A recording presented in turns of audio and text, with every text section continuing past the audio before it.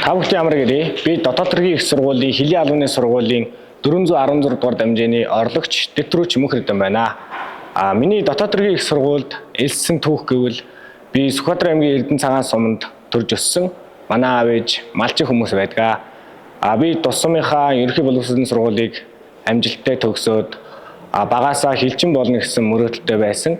Цэрэг ах нартай найзаж нөхөрлж өсөөд хилчин болъё гэсэн мөрөөдөлтэй байсныхаа дагуу би элсдийн ерөнхий шалгалтанда бэлдэж эхэлсэн. За элсдийн ерөнхий шалгалтанд би нийгэм математик гэсэн хоёр хичээлээр түлхүү бэлдсэн.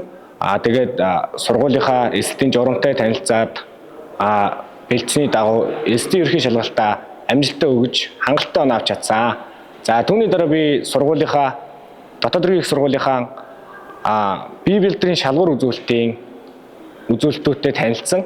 За түүнийхээ дагуу бэлдэж эхэлсэн. Надад жоохон тулгарч исэн зүйл, айж исэн зүйл гэх юм бол би гүйлтэн дээр их жоохон айцтай байсан. За түүнийхээ дагуу бэлдээд 14 хоног бэлдээд амьсгаагаа задлаад тэгээд бусад шалгуур үзүүлэлтүүд ч гэсэн бэлдэж эхэлсэн. За түүний дагуу би амжилттай элсэж орч чадсан. Бие бэлтрийнхаа шалгуур үзүүлэлтийг хангалттай үнэлгээтэй ороод за тэгээд хээрийн сургалт дадлагын төвд гараад хээрийн сургалт дадлагын төв надад маш сонирхолтой санагдсан. Бүхнийг шинээр сураад 30 хоногийн хугацаа маш хурдан өнгөрсөн. За тэгээд би сургуульдаа орч ирээд 1 жилийн хугацаа өнгөрсөн байна.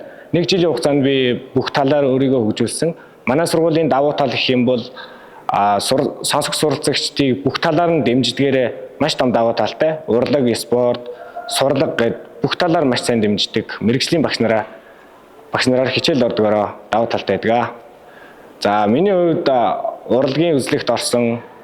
За хичээл сурлагын тал дээр гэвэл эрдэм шинжилгээний хуралд амжилттай оролцсон. За спортын тал дээр гэх юм бол сагсны тэмцээн мөн усан цэлд сурсан.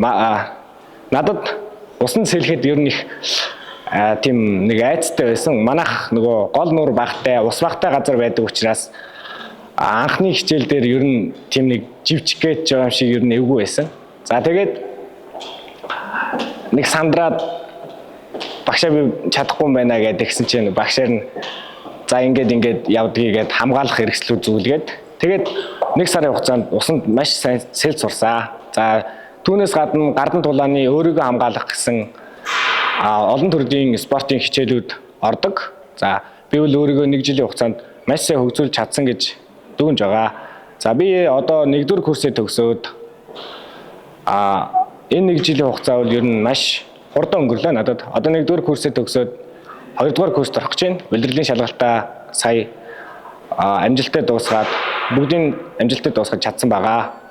За тэгээд дотоод хэргийн их сургуульд элсэн суралцах гэж байгаа дүү нартаа шалгалтандаа сайн бэлдээд бие бэлтрийнхаа шалгалт үзүүлэлтүүдийг маш сайн бэлдэж чадвал ороход ямар ч тийм асуудал байхгүй шүү гэдгийг хэлмээр байна. За тэгээд дүү нартаа амжилт хүсье.